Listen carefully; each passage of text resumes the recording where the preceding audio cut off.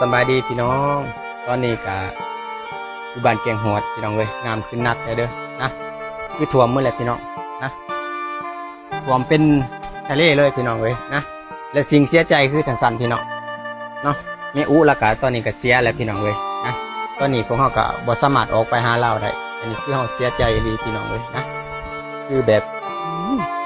นะตอนนี้คือบอนเขาอยู่นี่เฮือนเขาเนาะเป็นที่สูงที่เป็นที่สูงที่สุดพี่น้องนะตอนนี้น้ำกระท่วมมาเป็นที่เรียบร้อยคือทางที่ออกไปนี้นะมันบ่สามารถออกไปได้เลยพี่น้องเลยนะเพราะว่าท้ายนั้นมันจะท่วมสูงเพราะมันเป็นที่ต่ำแต่ทางออกมันก็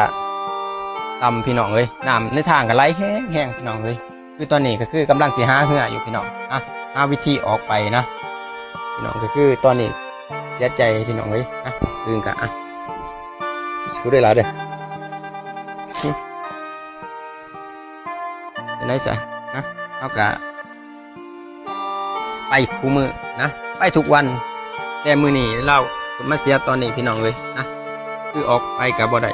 นะคือตอนนี้พอเรากะกำลังสีหาเหือออกแล้วพี่น้องเลยหาวิธีทางนะ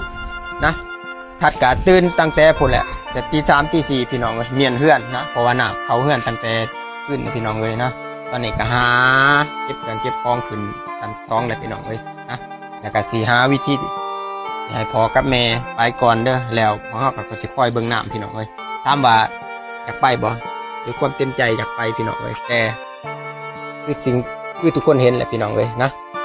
จากทีมทั้งนี้ก็ของก็เต็มเลยรถล่างพาหนะพี่น้องเลยนะตอนนี้ก็กะเว้าบ่ออกเลยพี่น้องเลยนะถ้าเกิดกับไผกะทุกคนอาจจะหูเลยพี่น้องเลยนะก็ขอเป็นกำลังใจให้พวกเราในเด้อพี่น้องและประสบภัยน้ำท่วมทุกๆคนเด้อพี่น้องเด้อขอให้ทุกคนสู้ๆไปเด้อนะสิ่งที่เราเจอก็คือตอนนี้ก็อาจจะหนักกว่าทุกคนพี่น้องเลยนะขอบใจทุกคนเด้อพี่น้อง